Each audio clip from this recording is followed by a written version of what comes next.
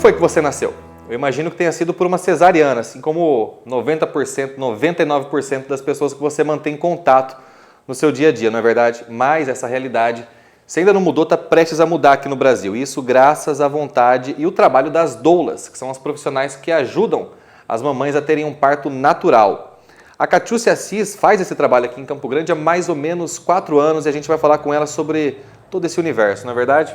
Sim, verdade. Então, Catiúcia, o que é uma doula?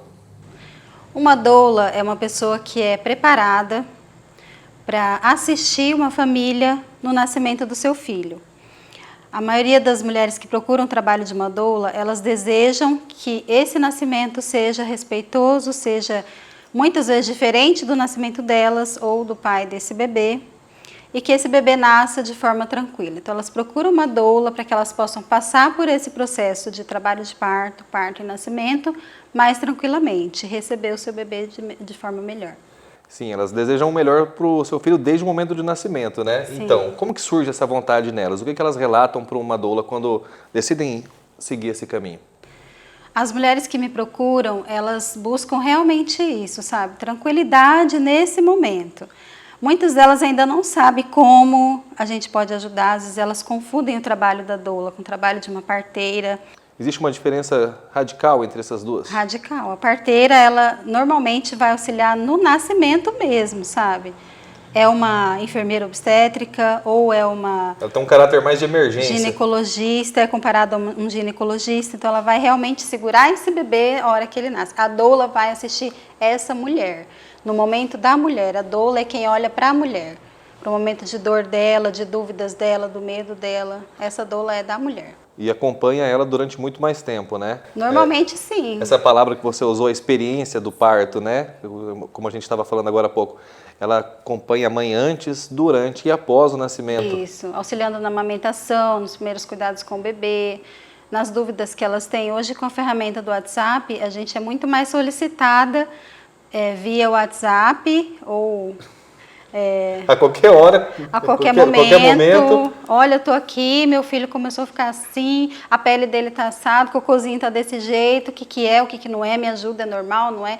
Então a gente acaba acompanhando sim, muito mais após do que esse período, que às vezes tem mulheres que chegam já no finalzinho da gestação, quando conhecem o trabalho da doula, contratam uma doula, a gente acompanha o pré super rapidinho, o pós, mas o após é para o resto da vida. A gente acaba virando amigas. Eu imagino que vocês devem criar um vínculo, tanto com a mãe quanto com a criança, não? A gente faz questão disso. E quais são os tipos de atividades que vocês realizam com as mães durante a gestação, após a gestação? Tem um trabalho físico, um trabalho psicológico? Fala um pouquinho sobre cada aspecto das atividades da doula. Durante o pré-parto, a gente faz aulas com os casais, né, ou com a mulher, ou com a mulher e quem vai acompanhá-la, porque hoje às vezes não é o pai, às vezes é uma mãe, é uma amiga, né, um outro parceiro, um outro companheiro que não o pai do bebê. Mas é importante falar que existe essa abertura para mais pessoas que vão conviver com essa criança participem, né?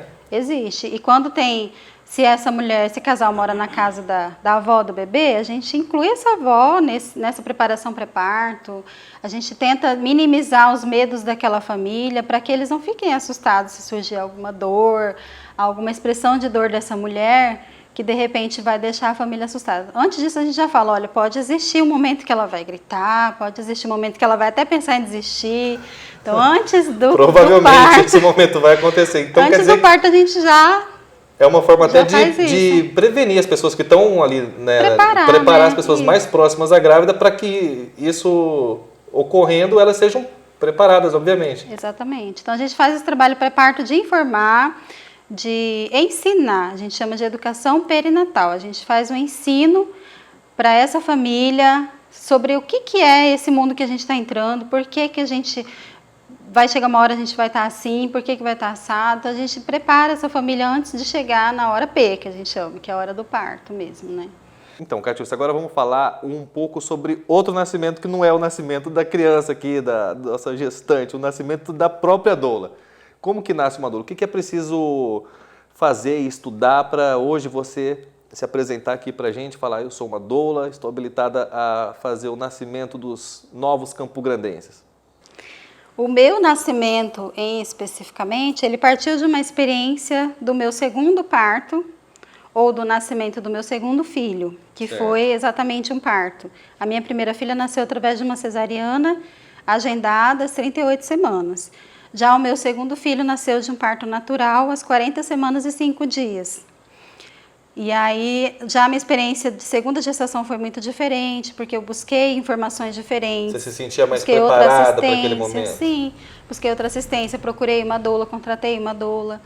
Então, foi muito diferente essa segunda experiência. Então, a minha ideia, o meu sonho, o despertar de uma doula, para mim, veio através da segunda experiência de nascimento mesmo que eu tive. Então, essa vontade nasceu dentro de você, você conseguiu identificar ela. O que você precisou fazer? Quais são os cursos, quais são as atividades que envolvem aí para a formação dessa prática? Eu fiz um curso de formação de doula. Na época que eu fiz o meu curso, não tinha aqui. Até estavam surgindo algumas turmas, mas ainda ia surgir alguns meses depois, e aquela, para mim, teria que ser naquele mês. E aí Você não aguentava mais esperar? Não aguentava mais esperar, então eu procurei em outras cidades. Aí eu fui para São Paulo, eu fiz com a Gisele Leal, que é uma parteira lá em São Paulo, ela é parteira hoje lá, mas antes ela era doula e formadora de doulas. Aí eu fiz um curso pelo Revelando Doulas, né, que é uma empresa que ela tem. Então, eu fui para São Paulo fazer esse curso lá, fiquei 5 dias lá, em vivência mesmo, dormia e acordava no lugar que a gente fez o curso, foi maravilhoso.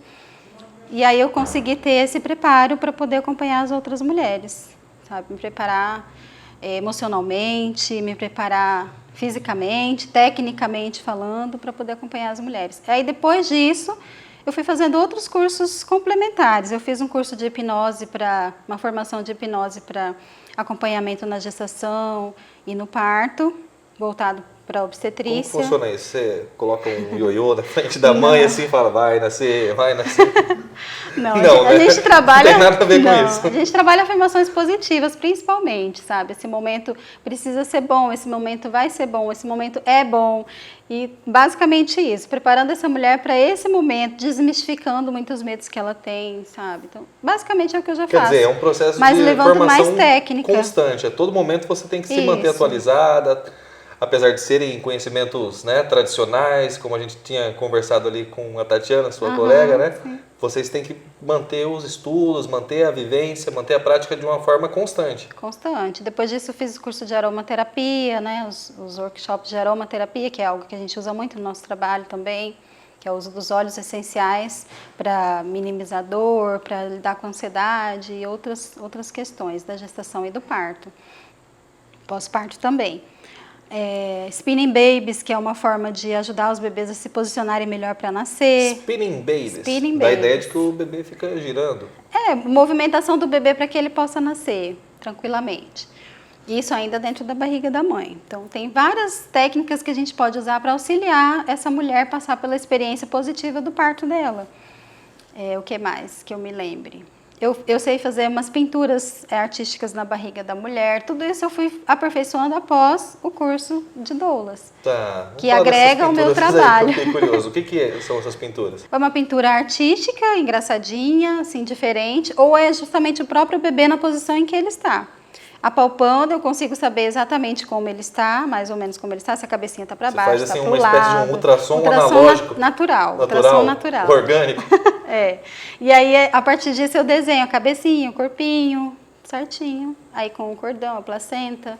E aí faço colorido. Adorar, né? Elas amam. Os pais participam muito também, não só desses momentos mais lúdicos, mas como que é o envolvimento com os pais e os familiares? Eu acho que deve ser uma decisão que passa por toda a família, todo mundo está incentivando a mãe ali naquele momento. Exatamente. Os pais participam e a gente gosta muito quando eles participam também, né?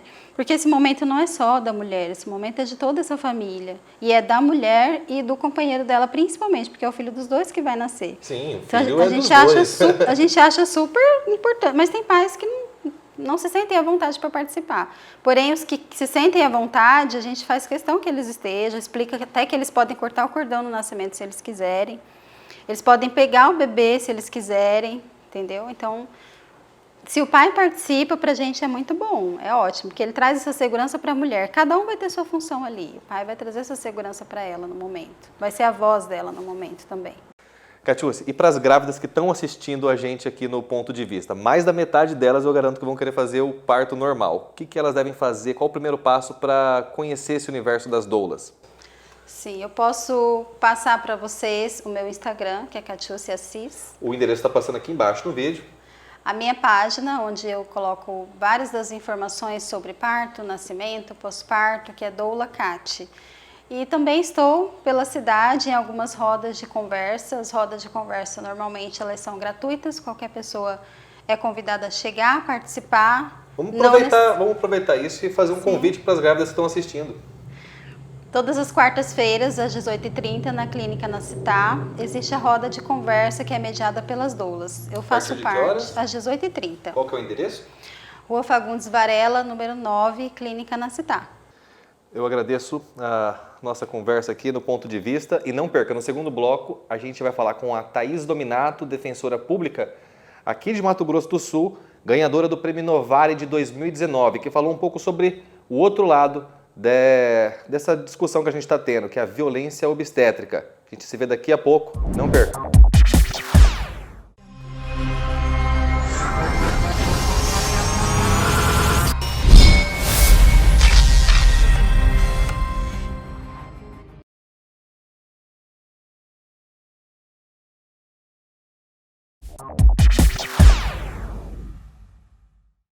Bem, e agora voltando com o nosso ponto de vista para falar com a doutora Thaís Dominato, que é defensora pública no Núcleo de Defesa da Mulher da Defensoria Pública aqui em Mato Grosso do Sul e ganhou o prêmio, o último Inovari das defensorias foi para a Defensoria de Mato Grosso do Sul, que falou justamente sobre a violência obstétrica. Seja bem-vinda, doutora. Obrigada pelo convite. Olá.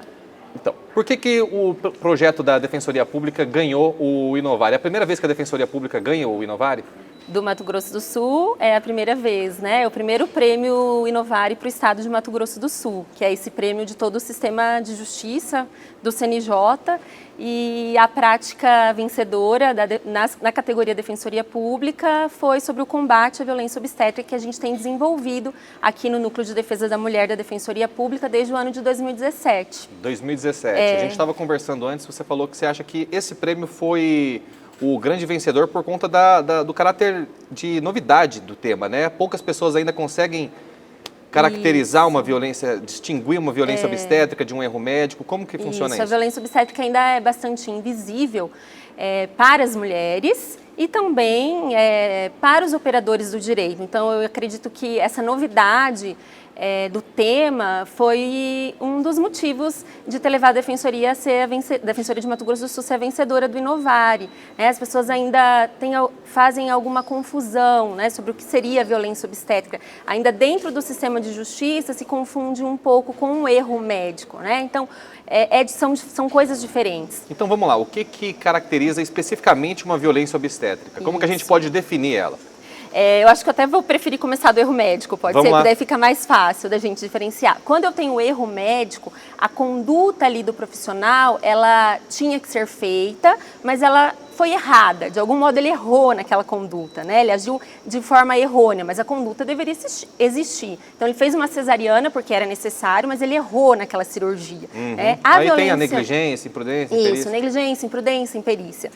Diferentemente da violência obstétrica, que a própria conduta em si já é errada. Então você... Já começa errado. Já começa errado, né? Então aquela conduta não era necessária. Ela por si só já é errada e é uma violência. Então você fazer uma cirurgia cesariana desnecessária, ela não era para ser feita, né? Então ela já é uma violência obstétrica. E como que a Defensoria trabalha com isso? Quando a gente pode chegar à conclusão de que ela era desnecessária ou não era necessária? A gente também estava falando sobre a questão da mãe decidir junto com o médico. Quando ele desrespeita essa vontade?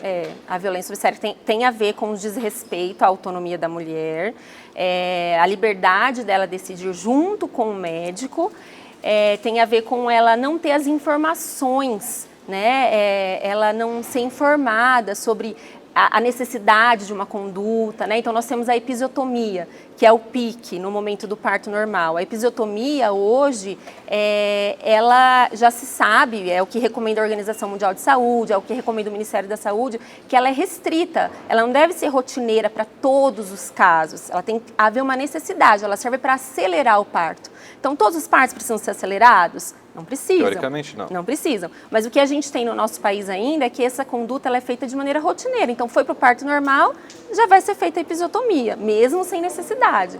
Olha aí a violência obstétrica. Então, era uma conduta que não era para ser feita. Qual outra conduta a gente pode exemplificar como uma violência obstétrica de forma concreta? Não permitir que a mulher tenha um acompanhante no momento do pré-parto, parto e pós-parto. Mas isso ainda ocorre aqui em Mato Grosso do Sul? Sim, ocorre. Na capital é bem menos já, mas ainda no interior a gente tem ouvido vários registros nesse sentido, né? Denúncias nesse sentido. Uma outra forma de violência obstétrica que elas ainda nos dizem muito quando a gente fala com as mulheres, elas ouvem frases que humilham, que dizem respeito ao próprio corpo, à cor, piadas, né? Na hora de fazer, você gostou, agora está aqui gritando, então tenta impedir de vocalizar a dor, de silenciar a mulher, isso é violência obstétrica. Tudo isso caracteriza a violência obstétrica. Sim, o desrespeito à normativa do Ministério da Saúde caracteriza a violência obstétrica. Qual que é essa normativa, doutora? Nós temos várias portarias do Ministério da Saúde desde a década de 90 falando sobre violência, sobre humanização. Então, a nossa política nacional de saúde, ela preconiza a humanização desde a década de 90. Para exemplificar, a gente tem uma portaria de 2014 que diz que quando o bebê nasce, ele, se não tiver nenhuma intercorrência, se estiver tudo bem com ele, imediatamente ele deve vir para o contato pele a pele com a mãe. Então ele tem que ser amamentado imediatamente, não pode ser separado. E ainda hoje a gente sabe que, por conveniência, alguns bebês são separados da mãe, não são amamentados nessa primeira hora, não são colocados no contato pele a pele imediatamente. Isso é uma normativa de 2014. E esse projeto da Defensoria, respeitando a normativa que vem de 2014, as outras que vêm já de antes também, mas o projeto em si começou em 2017, ele também tenta se aproximar das instituições, dos hospitais, dos médicos, para fazer esse diálogo. Sim. E explicar. Essa parte de educação em direitos não cobre só as principais interessadas, que são as mães, mas a parte operacional ali, né, de todo o corpo médico, hospitalar, também recebe essa acolhida da Defensoria? Isso. Nesse mês de janeiro, inclusive, eu estive com a nossa assistente social da Defensoria Pública, nós visitamos todas as maternidades aqui de Campo Grande. Então, para fazer esse diálogo, né, com os gestores, com os coordenadores de cada maternidade, para a gente saber o que acontece, foi especificamente para a gente verificar a questão do acompanhante e tudo indica que está sendo aqui na capital, de fato, respeitado, mas a gente conversou sobre outros assuntos também, né, e aí a gente percebe que hoje todos os hospitais vêm tentando se adequar. Certo. Isso é um bom sinal. Né? Já se fala sobre isso, mas a gente ouviu em vários lugares que no início havia uma resistência das equipes, né, de adotar as boas práticas, mas que aos poucos a gente falando cada vez mais sobre o tema, essa resistência vem diminuindo. Era isso que eu ia perguntar. Esse projeto completa 3 anos em breve, né? Em que mês? Setembro. Então esse ano completa 3 anos. Tem já a Defensoria percebido alguma evolução na receptividade da equipe técnica, da equipe médica sobre essas informações que estão sendo construídas enquanto a gente conversa? Sim, aqui, na verdade? A gente tem cada vez menos resistência, cada vez mais parceiros dos profissionais de saúde, dos profissionais de assistência social que lidam também com essas mulheres, então conseguem acompanhá-las, mas ainda tem que se falar muito, né? Ainda acontece. Ainda acontece. Sim, é necessário que esse diálogo ocorra porque ainda hoje não existe, não é, uma lei que regulamente a violência obstétrica a nível federal. A gente estava falando sobre isso. Existe um projeto de lei, portanto. E esse projeto de lei está em que situação? A Defensoria tem participado dos estudos para elaborar essa futura lei? É um projeto de lei federal, né? Então, assim, ele está bem parado já há algum tempo. O que nós temos ao mesmo tempo são os projetos estaduais. Vários estados hoje já têm leis sobre violência obstétrica. Aqui no nosso estado nós temos uma lei informativa de violência obstétrica que elenca um pouco mais de 20 condutas para que as mulheres saibam quais condutas seriam violência obstétrica. A própria lei diz que essas condutas elas devem estar fixadas em todos os hospitais, em todas as UBSs, para que essas mulheres saibam, né, quais são as condutas erradas. Quer dizer, é um primeiro passo para a construção desse conhecimento. Sim, é um primeiro passo. Nós tivemos recentemente aprovado aqui no nosso estado também a lei estadual das doulas, então hoje também, né, a doula é uma grande aliada aí no combate à violência obstétrica e existe já nós temos lei municipal, lei estadual que prevê a possibilidade dessas doulas entrarem nos hospitais, nas maternidades, acompanharem os partos. Vamos falar um pouco mais sobre o projeto e a relação com as doulas. Elas também participam? A Defensoria trabalha junto com elas? A gente sempre tem proximidade, porque são sempre, os aliados são, né, são bem-vindos. Sim, claro. Então a gente já sempre tem esse contato, elas nos buscam, nós buscamos para saber como que está sendo também essa entrada dela nos hospitais, né? Então a gente tem esse contato, sim, com as doulas. E agora falando sobre as mães, que são as principais beneficiadas, né, pelo projeto da Defensoria. Como que elas recebem? Primeiro, elas devem ter alguma necessidade de informação a respeito da própria Defensoria, não? Sim. Vocês têm que fazer um trabalho de educativo a respeito da instituição e também de todos os direitos que elas estão sujeitas, né? A gente mostra, então, quando vamos para as rodas, o que é a Defensoria, o que é especificamente o Núcleo de Defesa da Mulher, que tem essa atribuição do atendimento das mulheres em situação de violência de gênero, violência doméstica, violência obstétrica, violência sexual, né? Então, são todas. E quando a gente conversa sobre violência obstétrica com elas, mostra quais são as boas práticas, as más práticas, é bem interessante porque elas reconhecem que passaram por isso nos partos anteriores. E elas, quando conhecem, saem daquelas rodas bastante empoderadas, no sentido de que, né, com aquele sentimento, olha, eu não vou mais passar por isso, porque agora eu sei que não pode. Então, isso também é bastante gratificante, esse empoderamento das mulheres. Quando a gente sabe dos nossos direitos, quando a gente conhece, é mais difícil da gente ser lesada, né? Então, a gente passa isso para as mulheres. E elas estão dispostas a não se submeterem mais a essa violência. A questionar, então a gente orienta a visitar antes a maternidade para saber qual é o funcionamento, qual é a rotina dali em relação às boas práticas, né? E vir até a Defensoria, se for o caso, denunciar, se tiver se acontecer a violência obstétrica, é passível de indenização por dano material, dano moral, né? E durante esse tempo que o projeto tem sido realizado pelo NUDEM, tem alguma história que a senhora lembra que te marcou mais, que exemplifica bem a importância de se discutir esse assunto? A gente tem percebido que a violência obstétrica, ela impacta de forma muito negativa na vida das mulheres. E eu sempre conto esse caso, assim, foram vários que a gente já escutou de meninas dizendo assim, que quando foram para a maternidade, ouviram da mãe, olha filha, não grita tanto, senão eles vão judiar de você. Então, para a gente perceber essa característica da violência que vem perpassando gerações, né? A mãe já sofreu, como se fosse uma cultura, né? Sim, a mãe sofreu, agora vai passar para a filha, então a mãe já ensina, olha, não grita. Né? Então elas falavam assim, quando eu fui, doutora, a minha mãe disse, não grita muito, porque senão você vai sofrer, né? Você vai sofrer mais. Então, sempre é uma cultura mesmo, uma mudança comportamental. E aí tem um caso bem específico de um dos CRAS que a gente estava fazendo a roda de conversa. Uma das técnicas levanta enquanto a gente estava falando de episiotomia e ela deu 2 passos e desmaiou. E aí ela contou que ela se lembrou do que ela sofreu alguns anos antes com a episiotomia, que tinha sido um horror, errada, sem necessidade, que causou prejuízos para a vida dela e que ela não queria mais ter filhos depois disso. Então, é muito impacto. Quer dizer, ela tomou uma decisão extremamente severa com base num episódio de violência obstétrica. Violência. Impactou total, né, negativamente na vida dela, que ela não queria mais ter filhos depois daquilo, né? Então é isso que a gente quer combater, resgatar essa autonomia da mulher, esse protagonismo, para que ela não tenha esse sofrimento e nem consequências, né, em razão da violência. E se precisar judicializar, a Defensoria vai judicializar. A Defensoria está sempre de portas abertas da população de Mato Grosso do Sul. Sim. Alguma gestante que estiver acompanhando o nosso programa hoje ou tem alguma colega que está grávida, se interessou pelo projeto e deseja participar do projeto informativo e de combate à violência obstétrica da Defensoria Pública. Isso. Como que a gente pode encaminhar essas pessoas? O Núcleo de Defesa da Mulher, ele fica na Rua Arthur Jorge, 779, 5º andar, né? Nossa unidade. Nós estamos à disposição, não só para judicialização, mas também para orientação sobre essa temática. Tem algumas outras formas de contato, por telefone, pela internet? O nosso telefone do núcleo é o 3313-5801. Essas foram as informações a respeito dos contatos da Defensoria Pública de Mato Grosso do Sul para quem quiser participar desse projeto. A gente agradece a sua participação hoje no Ponto de Vista, doutora Thaís. O programa que foi o primeiro programa gravado em 2020 trouxe um tema extremamente atual e ainda pouco conhecido, a violência obstétrica e o parto humanizado. A gente espera que você tenha aprendido algo novo hoje, tenha gostado do programa e pede que aproveite e siga as nossas redes sociais. As nossas mídias sociais estão passando aqui embaixo no vídeo agora.